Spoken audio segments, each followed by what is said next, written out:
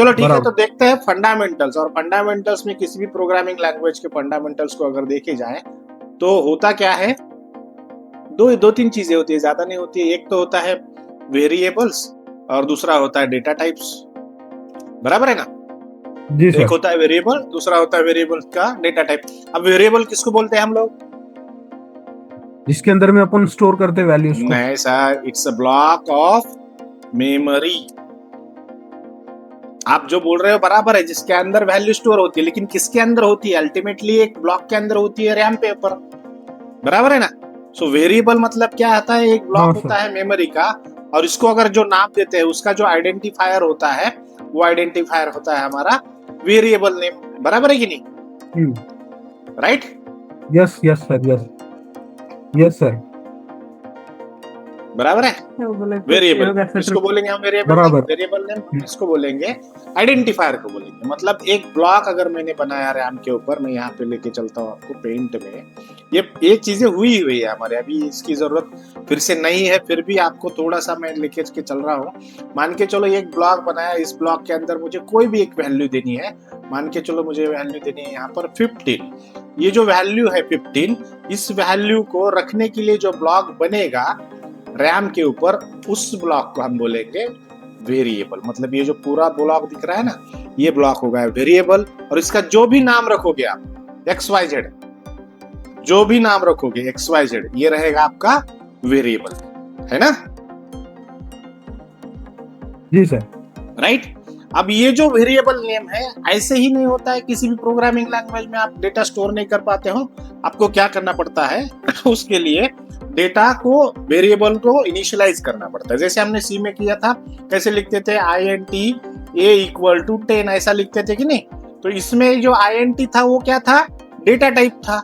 A जो था वो क्या था, वेरिएबल नेम था। और ये जो 10 है वो क्या है, इसकी वैल्यू है। राइट। तो इसी तरीके से अगर C# के साथ आपको काम करना है तो आपको भी क्या करना पड़ेगा, आपको भी इस तरीके से डेटा टाइप्स की जानकारी होनी जरूरी है। राइट।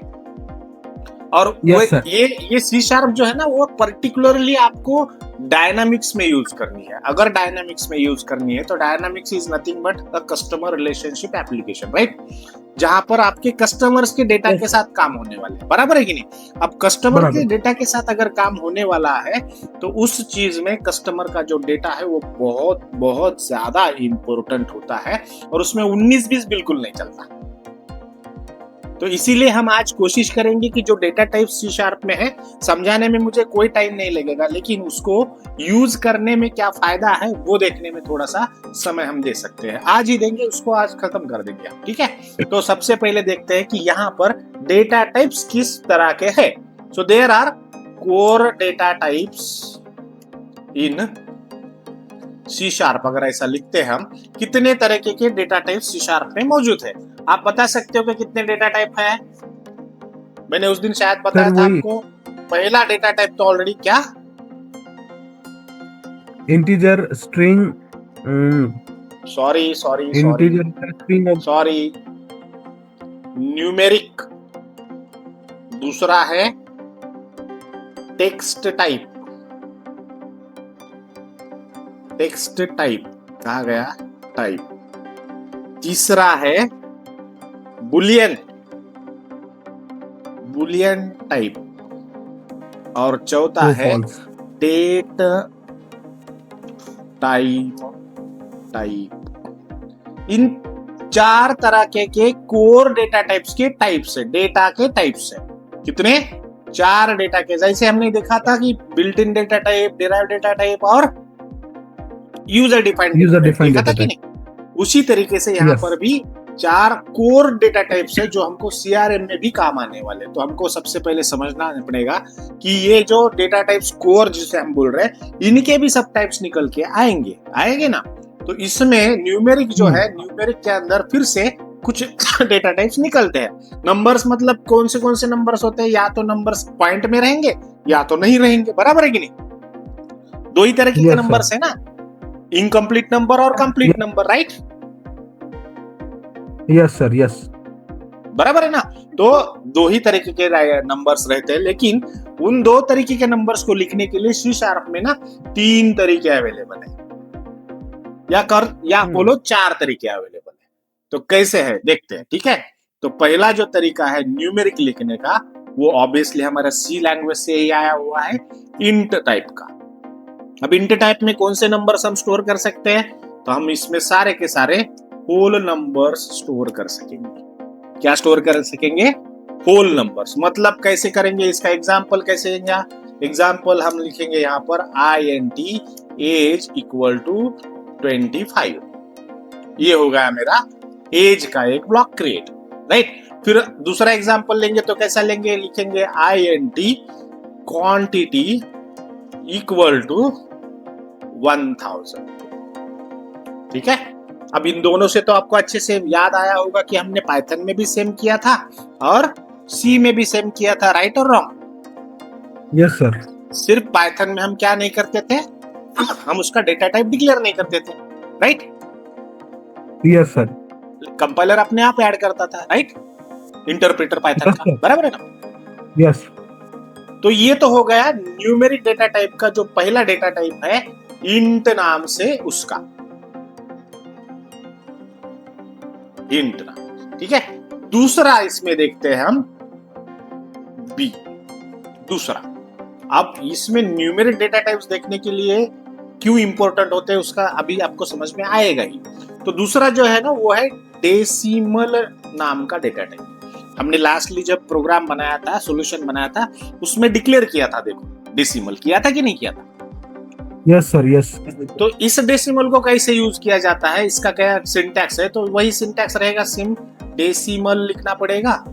डेसिमल यानी कि कीवर्ड होगा, उसके बाद लिखना पड़ेगा वेरिएबल का नाम, जैसे कि प्राइस लिखते हैं, प्राइस लिखा, उसके बाद इक्वल टू दिया, और इक्वल टू देने के बाद मुझे क्या लिखना पड़ेगा? उसकी वैल्यू लिखनी पड़ेगी। मान के चलो मैं 19 लिख रहा हूं। अब आप मुझे बताइए, किसी भी प्रोडक्ट का इंडिया के अंदर कोई भी प्रोडक्ट है, चाहे आप टूथपेस्ट खरीदो, चाहे आप बिस्किट खरीदो, चाहे आप कपड़े खरीदो, चाहे कुछ भी खरीदो, ठीक है, अब किसी भी इसकी राउंड फिगर ऐसा रहता है क्या वैल्यू? नहीं सर, नहीं रहेगा, राइट। अब जानबूझकर नहीं। इसको कैसे रखा जाता है? 0.99, बराबर है, यस, 0.99 ऐसे रखा जाए। लेकिन अगर डेसिमल आपको यूज करना है ना, तो सिर्फ इतना लिख के काम नहीं चलने वाला है, इसके लिए एक सफिक्स है। सफिक्स का मतलब क्या होता है? प्रीफिक्स और सफिक्स मालूम होगा आपको? हाँ, प्रीफिक्स मतलब पहले लगाए जाने वाले सफिक्स। जैसे ये मतलब बाद मिस्टर में। है, मिस्टर है, mister Asif, this is prefix, right. और अगर लिखेंगे हाँ। आसिफ सर, तो ये हो जाएगा सफिक्स। ये प्रीफिक्स होगा, ये सफिक्स होगा, राइट। तो ये जो सर है वो बाद में लग रहा है, मिस्टर है जो पहले लग रहा है, तो प्री और पोस्ट, ठीक है ना। तो इसमें भी क्या होता है, डेसिमल नाम का Yes, जो sir. डेटा टाइप है, उसको अगर आपको यूज करना है, जो भी आप वैल्यू लिखोगे उस वैल्यू के आगे आपको या तो स्मॉल एम लिखना पड़ेगा या तो फिर कैपिटल एम लिखना। आई बात समझ में? या तो स्मॉल एम लिखना पड़ेगा। स्मॉल एम क्यों या- लिख रहे सर अपन? क्या बोल रहे हो? ये स्मॉल एम क्यों लिख रहे सर अपन? सफिक्स के तौर पे लिख रहे हैं सर, सफिक्स लाइक। सफिक्स है, ये सफिक्स मैं बताता हूँ ना, इसका क्या प्रॉब्लम होता है मैं बताता हूँ, ठीक है। तो अभी तो इतना समझ लो कि इसको यूज कैसे करना है। तो प्राइस अगर आपको यूज करनी है तो डेसिमल में करनी है, तो डेसिमल आपको ऐसे लिखना पड़ेगा, दैट इज सिंटैक्स। या तो कैपिटल एम यूज करो सफिक्स में, या तो स्मॉल एम यूज करो, right. Generally small M use किया जाता है। दूसरा एक एग्जांपल देते हैं, डेसिमल, और इसके आगे मैं देता हूँ रिवेन्यू। रिवेन्यू इक्वल टू कुछ भी दे देते हैं, मान के चलो 1.5 लाख दे दिया, 1.5 लाख, ठीक है, और दे दिया 0.75, उसके आगे लिख दिया यम। तो ये होगा मेरा परफेक्टली डेसिमल डेटा टाइप का रेवेन्यू नाम का वेरिएबल डिक्लेयर, और उसके अंदर वैल्यू जो भी है वो वही वैल्यू रहेगी, 15 जो भी है 0.75 वही वैल्यू, राइट।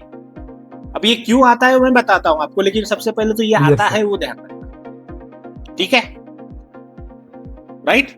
ओके। फिर होता है फ्लोट, यस।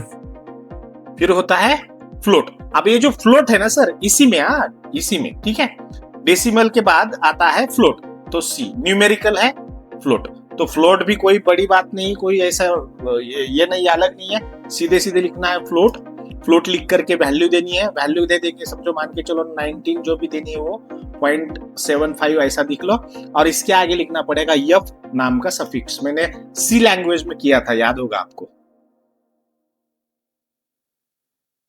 हाँ, फ्लोटिंग यस लिखे नंबर थे के सर, बाद यस यफ लिखा बाद था, में। याद है आपको?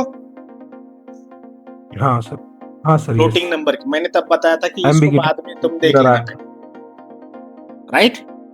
Yes yes yes sir. हाँ, तो ये दूसरा हो गया फ्लोट। अब फ्लोट है, उसके बाद मैंने वैल्यू दे दी, लेकिन वेरिएबल का नाम ही नहीं लिया, तो मैं यहाँ पर वेरिएबल का नाम कुछ भी दे देता हूँ। मान के चलो यहाँ पर लिखा मैंने रेंज, ऐसा कुछ परसेंट भी दे, ये मैं फॉर एग्जांपल ले रहा हूँ सर। तो फ्लोट नाम का यफ सफिक्स से होता है, ठीक है।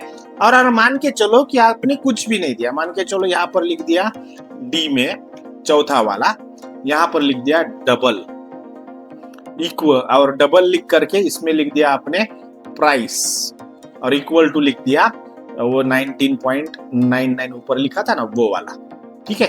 और इसके आगे कुछ भी सफिक्स नहीं दिया, कुछ भी, तो ये डबल कहलाता है, ठीक है। क्या कहलाएगा? डबल। ये जो डबल डेटा टाइप है ना, ये है by default data type, by default data, by default data type. म्हणजे मतलब ये है कि अगर आपने सफिक्स नहीं दिया कोई भी वैल्यू के आगे, तो वो वैल्यू ऑटोमेटिकली किस में समझी जाएगी? डबल में समझी जाएगी। और डबल क्या है वो भी मैंने सी लैंग्वेज में सिखाया था आपको, फ्लोट क्या है वो भी मैंने सी लैंग्वेज में सिखाया था, डेसिमल भी सेम ही है, सिर्फ डेसिमल एक्यूरेसी के लिए यूज होता है, इसीलिए डायनामिक्स में मैक्सिमम टाइम पे आपको डेसिमल ही दिखने को मिलेगा। आई बात समझ में? इसके लिए एक एग्जांपल भी लूंगा मैं आपको दिखाने के लिए कि why we need to use this yum, yum को क्यों यूज करना है, उसके लिए मैं एग्जांपल भी लूंगा आपका, ठीक है, राइट? तो न्यूमेरिक में हमने देखा इंट है, डेसिमल है, फ्लोट है और डबल है, राइट? अगर वैल्यू के सामने कुछ भी नहीं लिखते हैं, सफिक्स पॉइंट वाली वैल्यू के सामने कुछ भी सफिक्स नहीं लिखते हैं, तो it will be considered as double. आई बात समझ में? डबल। हाँ, अब आता है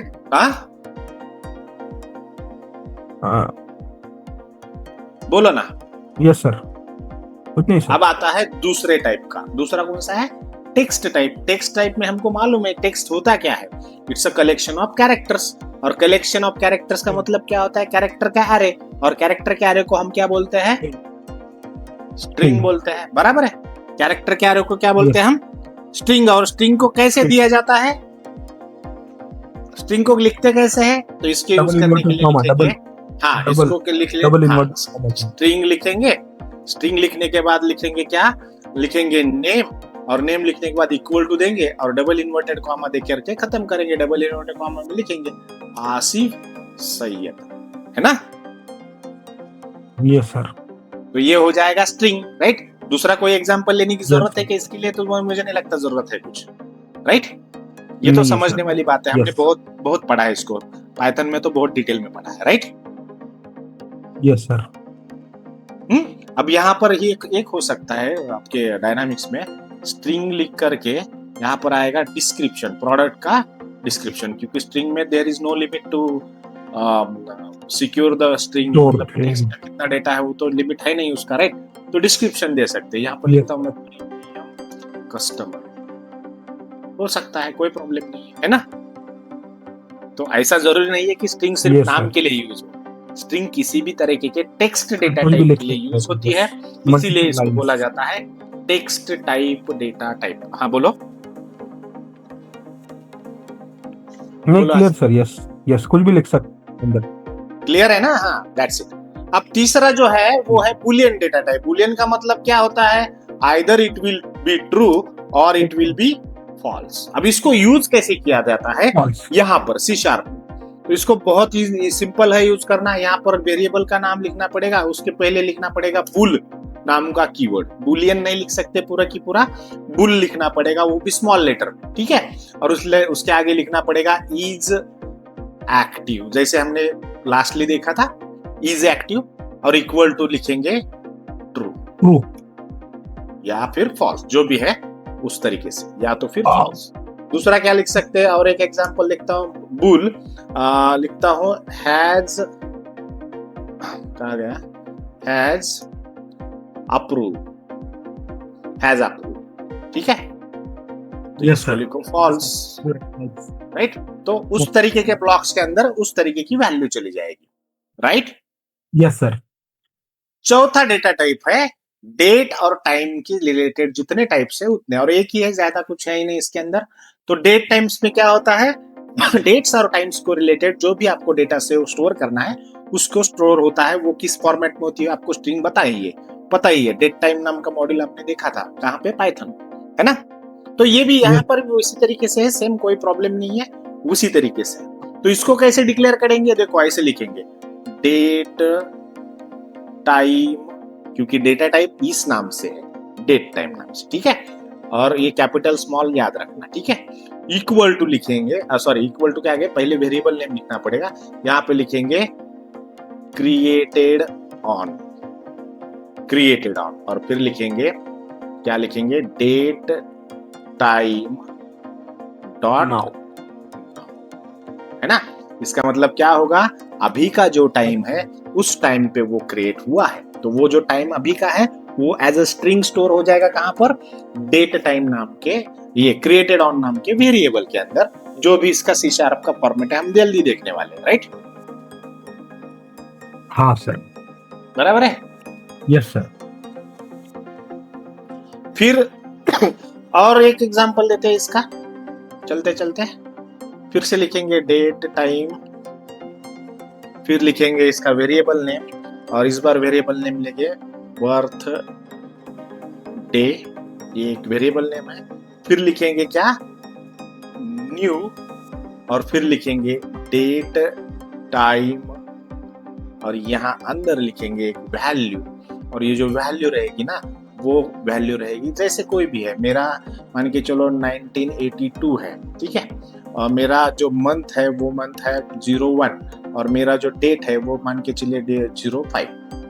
तो ये इस तरीके से मैं डेट, नई डेट इंसर्ट भी कर सकता हूं इस बर्थ डेट के अंदर, या फिर आज की डेट लिखो, यहां पर लिखो start date, course start date, ऐसा लिखो कोर्स डेट, और यहां पर फिर लिखो आज की डेट, लिख दो कौन सी डेट है आज की, 2025 और 012, और ये आज की डेट रहेगी 8। आ गया।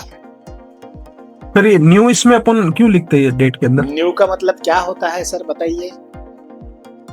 न्यू कीवर्ड हमने बहुत डिटेल में सीखा है, आपको तो मैंने अलग से सिखाया न्यू कीवर्ड C++ में, इसका काम वही है सर जो वहां पे था। डायनेमिक। यस, नहीं सिर्फ डायनामिक नहीं, ये होता क्यों है, अगर आपको एक ही ऑब्जेक्ट बार बार यूज करना है, राइट, तो डेट टाइम नाम का तो ऑब्जेक्ट है पहले से, आपको उसको, उसके लिए क्या कर रहे हो, आप नया डेट मांग रहे हो। अच्छा, और नया डेट दे रहे हो, आप कौन सा डेट दे रहे हो, ये डेट दे रहे हो, क्योंकि सिर्फ डेट टाइम यूज करेंगे तो क्या होगा, अभी का डॉट नाउ करना पड़ेगा और अभी का चला जाएगा, राइट। हमको अभी का नहीं चाहिए, हमको कोर्स डेट कब हुआ है उसका चाहिए, तो हम इस फॉर्मेट में उसको दे सकते हैं। आई बात समझ में? Yes sir.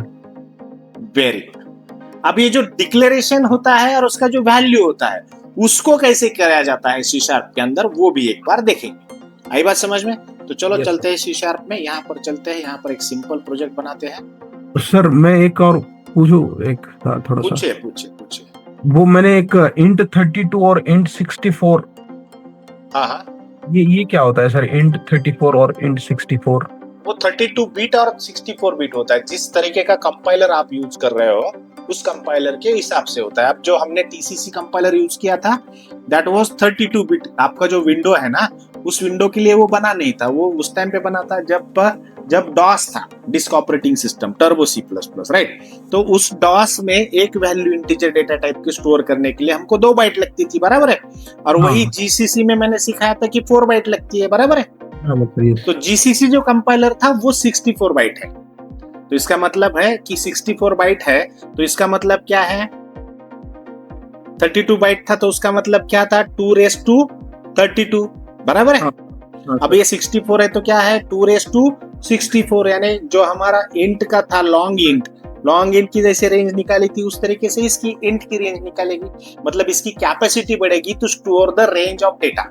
अच्छा अच्छा सर, मतलब ये एक डेटा टाइप है जिसके अंदर अपन ज्यादा लिमिट तक की वैल्यू को स्टोर कर सकते हैं। एग्जैक्टली, क्योंकि लिमिट तो कैसे कैलकुलेट होती है हमारी, मेमोरी कितनी लगती है उसके ऊपर, बराबर है।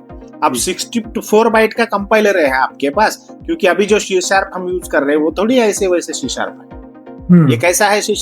ये तो ऑलरेडी 64 बाइट पे काम कर रहा है, बराबर है। तो ये अगर 64 बाइट पे काम कर रहा है तो इंटीजर डेटा टाइप की हमारी 32 की रेंज चलेगी क्या इसको? उससे कहीं ज्यादा हो जाएगी ना सर जी। और मैंने कैलकुलेशंस आपको बेसिक कैलकुलेशन सिखाया था ना, तो आपको मतलब चिंता करने की कोई जरूरत नहीं। 64 है क्या? हाँ, सर ने कैलकुलेशन सिखाया था कैसे करना है। 2⁻64 करो, इसका आगा पीछा निकालो और रेंज निकालो। माइनस में भी होती है, प्लस में भी होती है। माइनस वहां से लेकर 0 तक आएगा और 0 से लेकर वहां तक जाएगा, प्लस तक। जी सर, आई बात समझ में? तो देखते हैं इसको इनिशियलाइजेशन और डिक्लेरेशन कैसे किया जाता है। Okay sir. Simple console application करेंगे, नेक्स्ट। फिर हमने ये सब किया है, इसको ये कंसोल ऐप यहाँ पे लिखेंगे डेटा टाइप्स ऐप, और सेम डायरेक्टरी में रखना है, ये करना है। ओके चलो ठीक है, रखो। Do not use top level, ये तो ये भी करना है, वो भी करना है। चलो ठीक है।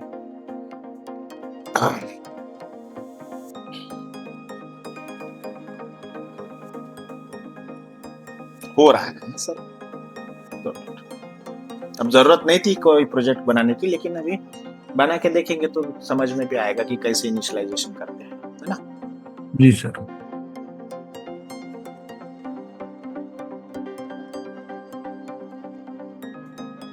देखो बन गया। कोई क्या बोल रहा है, चलो छोड़ो इसको, बाद में देखते हैं क्या बोल रहा है। ठीक है, अभी इसने ये बना दिया। हमको ये नहीं चाहिए, ये चाहिए क्या? हमको नहीं चाहिए, इसको हटा दो। हमको सिंपल सीखना क्या है, इनिशियलाइजेशन कैसे करते हैं, बराबर है।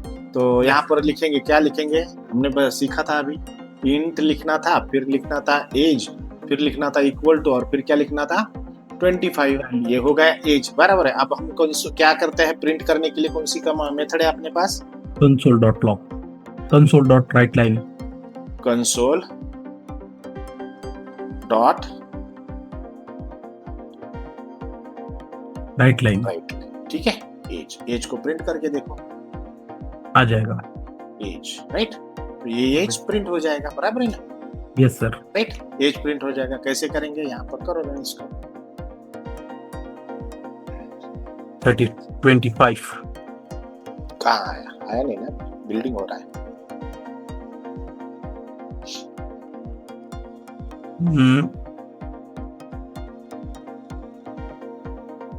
स्टैटिक मेन स्ट्रिंग आर्क्स होगा।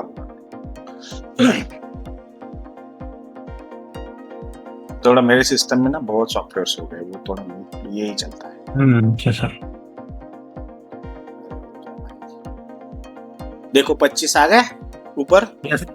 ठीक है, तो मतलब है कि हम इंटीजर डेटा टाइप को यूज कर पा रहे हैं, राइट? Yes sir. बराबर है। फिर क्या करते हैं? फिर एक काम करते हैं, अभी हम स्ट्रिंग को यूज करते हैं। स्ट्रिंग के आगे हमको स्ट्रिंग का नाम देना पड़ेगा। लेते हैं प्रोडक्ट कोड। अब हम उसी तरीके से सीखेंगे ना सर, क्यों हम पीछे जाएंगे, है ना? प्रोडक्ट कोड, और प्रोडक्ट कोड कैसे होते हैं? हमेशा होते हैं PRD, ऐसा PRO, ऐसा कुछ PRO डैश दे करके रहता है 001। ये होगा मेरा प्रोडक्ट कोड। यस सर, 001 बराबर है। अब इसको भी प्रिंट करके देखते हैं कैसे करेंगे, वैसे ही करेंगे ना यार। console.writeline, तो ये एज की जगह पर क्या लिखेंगे? Product code. ये हो जाएगा। चलो देखते हैं।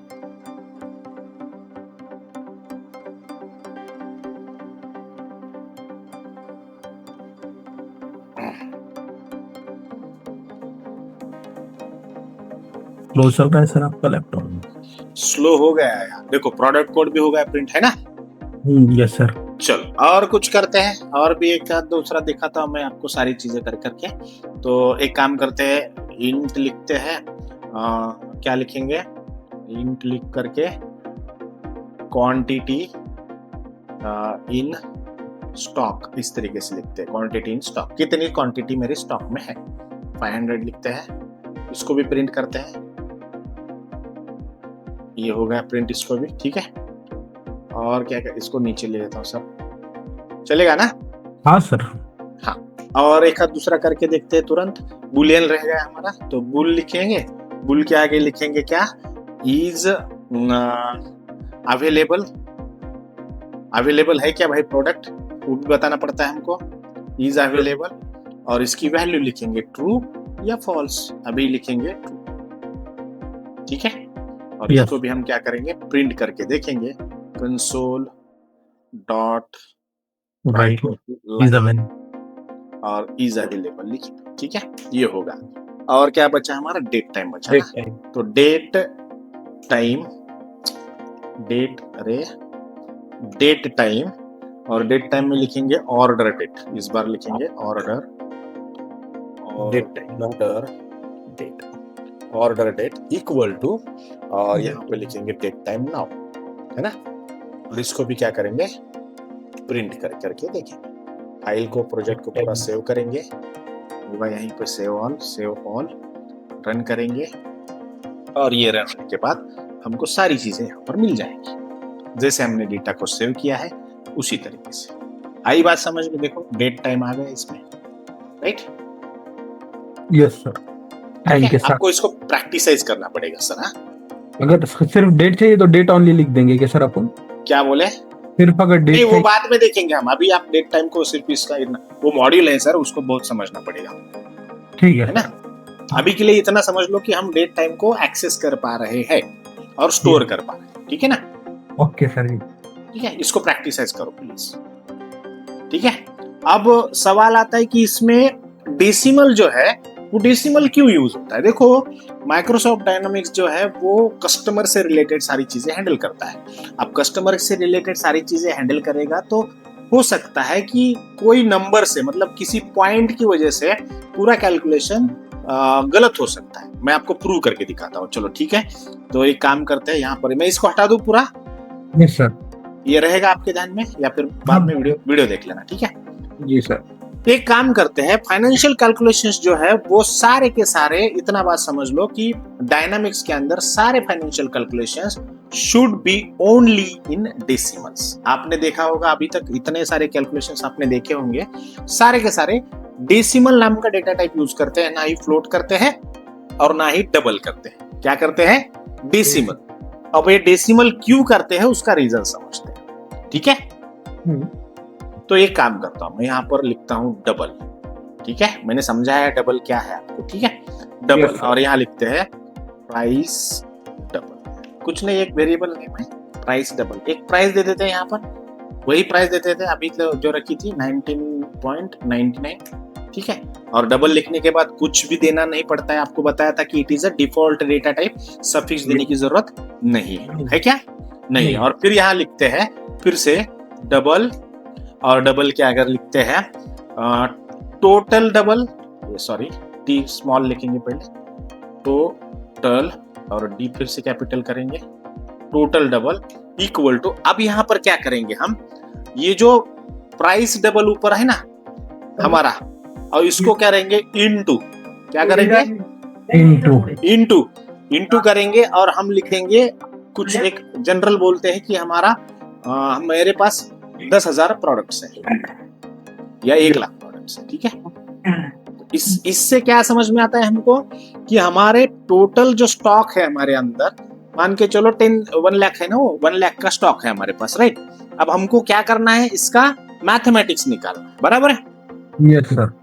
मैथमेटिक्स निकालना, तो कैसे निकालेंगे? ये तो हमने कर लिया, अब क्या करना पड़ेगा मुझे इसको प्रिंट करना पड़ेगा। राइट लाइन लिखा, फिर क्या लिखना है मुझे, ये टोटल जो है डबल, उसको प्रिंट करके देखना पड़ेगा, राइट?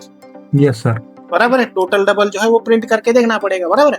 देखेंगे क्या? चलो सेव करते हैं, प्रिंट करते हैं।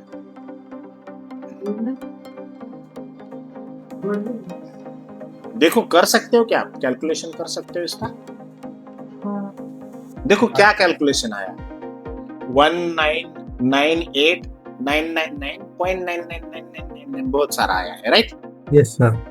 आपको क्या लगता है ये कैलकुलेशन सही है या गलत है? पेन ले लो और करो पेपर पेन से। पेपर पेन से सर।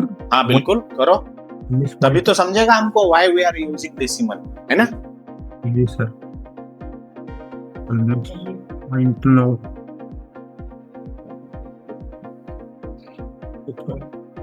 सर कैलकुलेटर यूज मत करना प्लीज।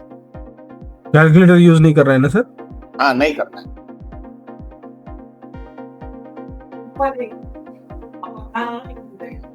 लाख नहीं तो इसमें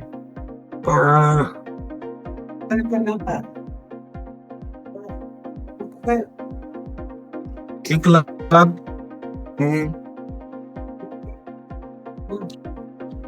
19,99,000 सर।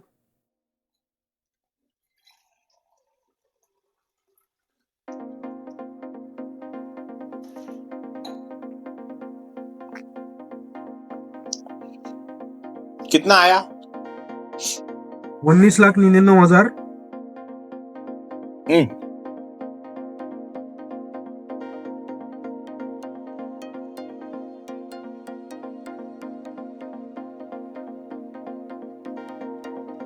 बोलो। अब सेम चीज है ना, उसको हम इसमें करते हैं। अब आपको आया होगा कुछ ना कुछ, देख लेना क्या है, ठीक है? अब यहाँ पर क्या करेंगे, डबल नहीं लिखेंगे, यहाँ लिखेंगे डेसिमल, डेसिमल, ठीक है? और यहाँ प्राइस डबल के जगह पर लिखेंगे प्राइस डेसिमल, और नीचे भी टोटल डबल की जगह पर लिखेंगे टोटल डेसिमल, यहाँ लिखेंगे डबल की जगह पर डेसिमल। सर मतलब डबल को रिप्लेस करके हम डेसिमल बना रहे हैं, राइट? दूसरा कुछ नहीं कर रहे, बराबर है? अब यहाँ पर लिखेंगे डेसिमल, ठीक है? Price decimal, price decimal. चलो ठीक है। अब यहाँ पर एरर आ रहा है, क्यों आ रहा है एरर? क्योंकि हमको क्या बताया गया है कि जब भी आप डेसिमल यूज करोगे आपको सफिक्स देना पड़ेगा, या तो कैपिटल एम दे दो या फिर स्मॉल एम दे दो, राइट? बराबर है ना? ये क्या हुआ, नाम तो गलत हो गया क्या? प्राइस डेसिमल नल हो गया सर, वो एम करना है। अच्छा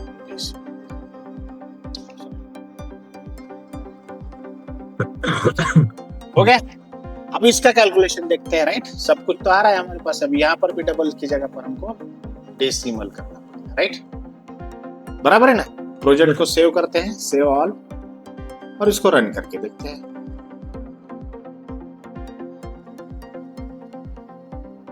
ध्यान देना आउटपुट पे, देखो आउटपुट। यस सर, इसने 00 में डेसिमल के अंदर में दे दिया। राइट, तो क्या समझ में आया इसमें से हमको? डबल में अपन ने सर पॉइंट के अंदर की भी वैल्यू काउंट हो गई, और डेसिमल के अंदर में डायरेक्ट कैलकुलेशन के बाद 00। लेकिन सर आप एक बात बताएं, मैथमेटिक्स का रूल कहता है कि अगर पॉइंट के बाद 9 है तो आप इधर एक बढ़ा सकते हो, बढ़ा सकते हो कि? हाँ। और अगर इधर एक बढ़ता है तो कंपनी का फायदा होता है या लॉस होता है? फायदा होता है सर। आई बात समझ में? तो ये 9 जो रहता है ना, 99, इससे कितना लाखों का कारोबार होता होगा आप देख लो। जी सर, इधर एक बढ़ जाता है। Yes sir. हाँ, जहां पर मुझे उतने आने थे वहां पर मुझे इतने आने वाले हैं, बराबर है ना? So that is why we are going to use decimal in every calculation जो financial calculation है in C#। ओके सर, ठीक है? तो अभी तक हमने क्या क्या देखा, फिर ये तो समझ में आया होगा ना सर आपको? Yes sir, decimal, yes right. अब तक हमने फिर क्या क्या देखा? हमने ये सारे डेटा टाइप्स देखे, और डेसिमल क्यों यूज करते हैं उसको भी देखा। तो हम ये बता सकते हैं 100% डायनामिक्स के अंदर क्या बता सकते हैं कि अगर हमको single line of text store करना है तो हम क्या यूज करेंगे? स्ट्रिंग यूज करेंगे। अगर हमको होल नंबर यूज करना है तो हम क्या यूज करेंगे? Integer, int. अगर हमको डेसिमल नंबर्स यूज करने हैं तो क्या करेंगे?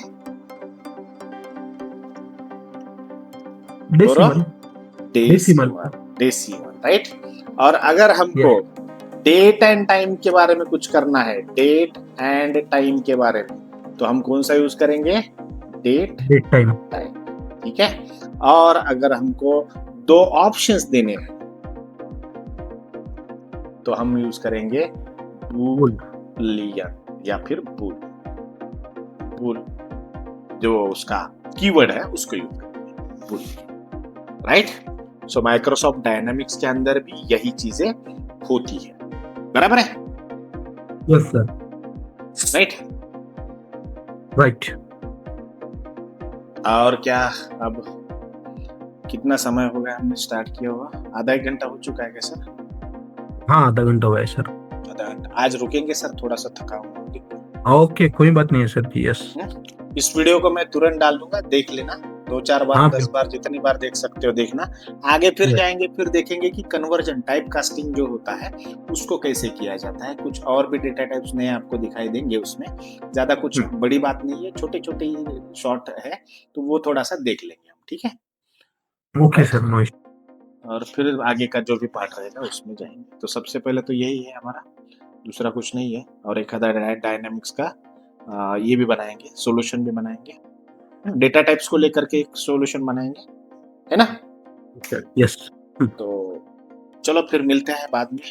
मुझे प्लीज, अगर व्हाट्सएप मैं नहीं देख पाता हूँ तो मुझे कॉल हाँ, मैं कॉल कर दूंगा सर। ठीक है?